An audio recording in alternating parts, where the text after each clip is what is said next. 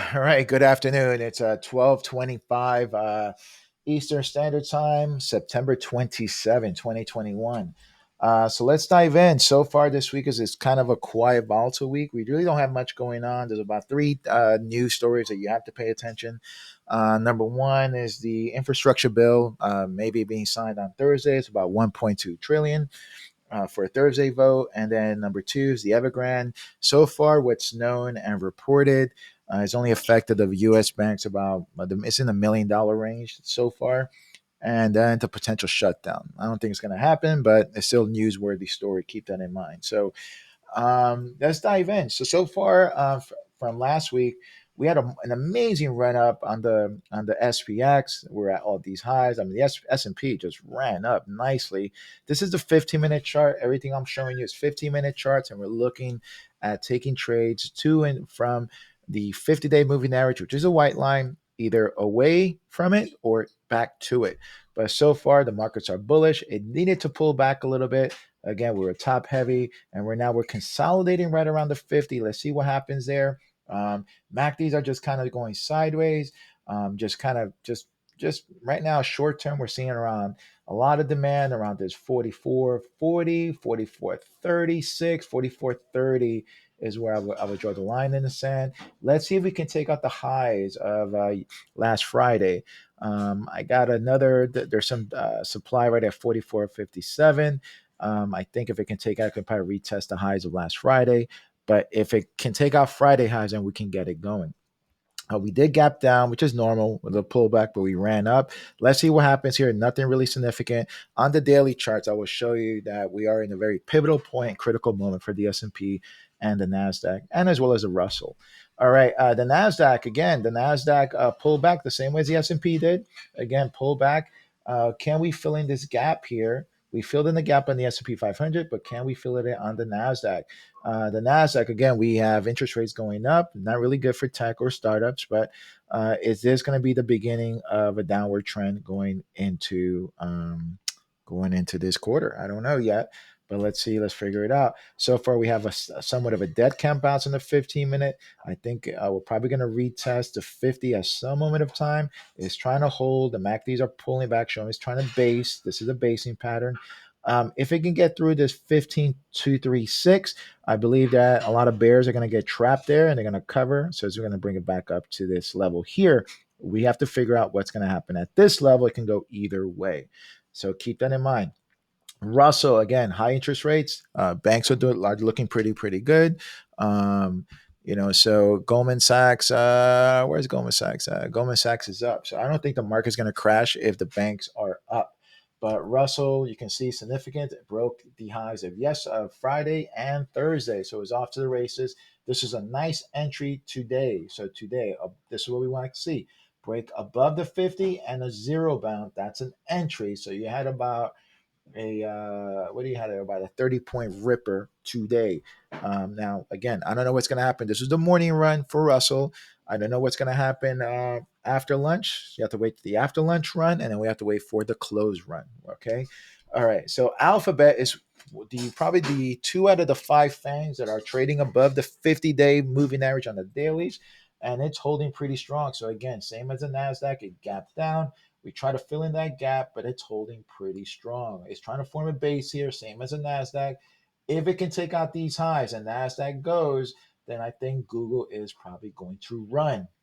But keep that in mind. That's a big if. It's trying to form a base here. Let's see what happens. But it's wound up tight. So just keep that in mind and watch it closely. But again, at a nice bounce off here, just knowing Google, 2,800, there's a lot of demand. There is a lot of supply right out here. There's 2,840. So keep that in mind. These are the levels we're going to be looking at. Okay. Amazon this morning. If you follow me on Telegram, great. Follow me. I gave this trade this morning, but basically I said if it breaks 33.90, get puts. And so far we had a nice rally here at the open. It got downgraded, so basically went down to 33.50. So that's about a 40-point zipper to the downside. And again, follow the 50 minute. This was overnight. Came, got it, and boom, you would have had a nice little run there again. But you have to lock in those gains. Don't get greedy.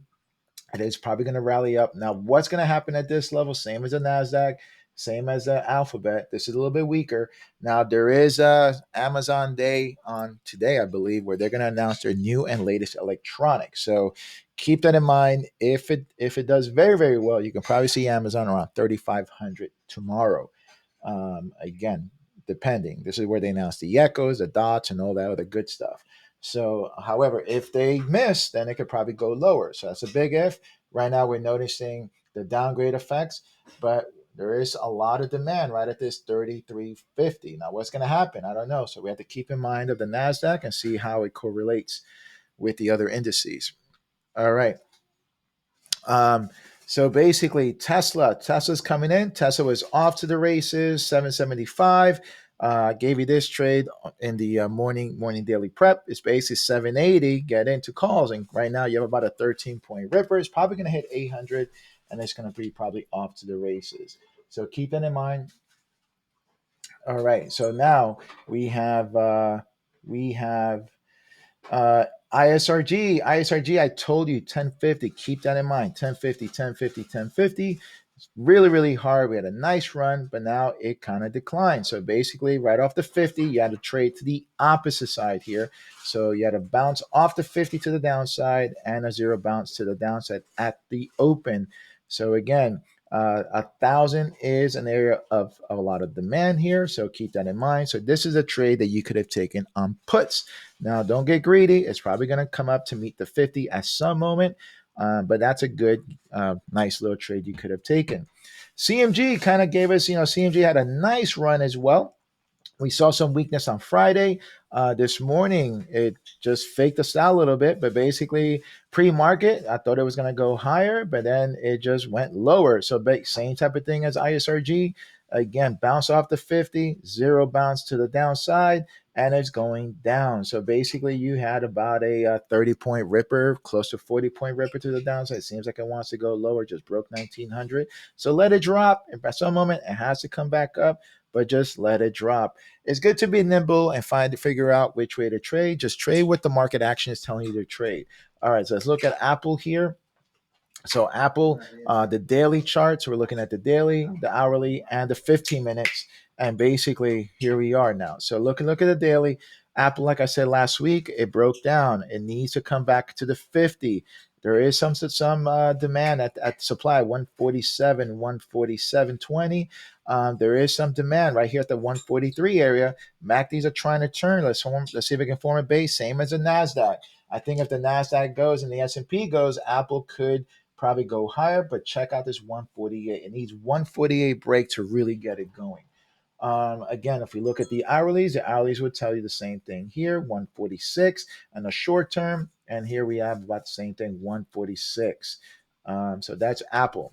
I got rid of GME and AMC, just it wasn't moving. But Bitcoin, same type of thing. MACDs were telling that there was momentum declining here, as we can tell. So again, trading below the 200-day moving average. If we zoom in here around this 45, but Bitcoin is pretty easy. Again, it's holding right here. There's 40,000 areas. So again, there's a little bit of fight occurring, buyers and sellers, supply and demand. So if it breaks here, it's probably going to go to 36, 36, then 33, 33, back down to 30.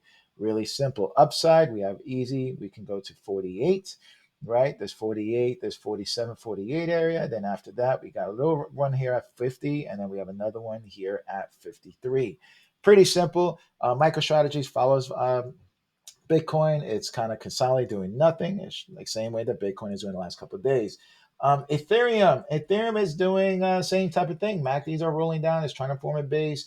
There is some demand here at 27. We're trading above the 200-day, which is great, which is 26. So we probably should see a bounce on Ethereum soon, right?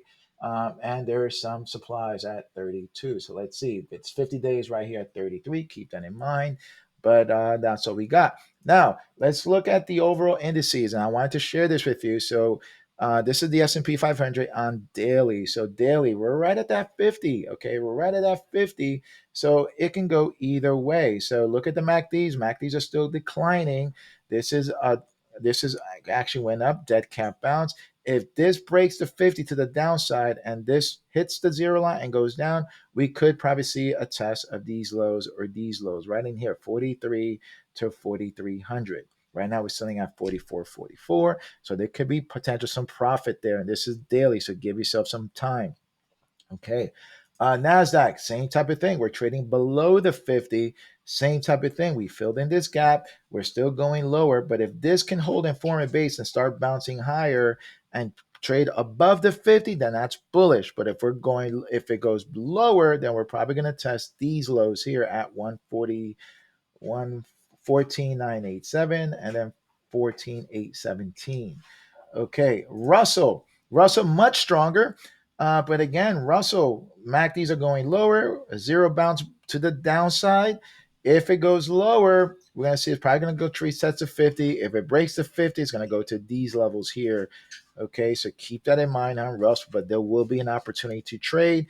If it crosses and goes higher, then we're probably going to see a high of these levels here. So again, we're at a pivotal moment on the dailies.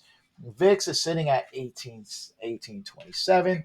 It's trying to bring some fear back, but fear had dissipated from last week, which is good. We like to see the Russell around 18.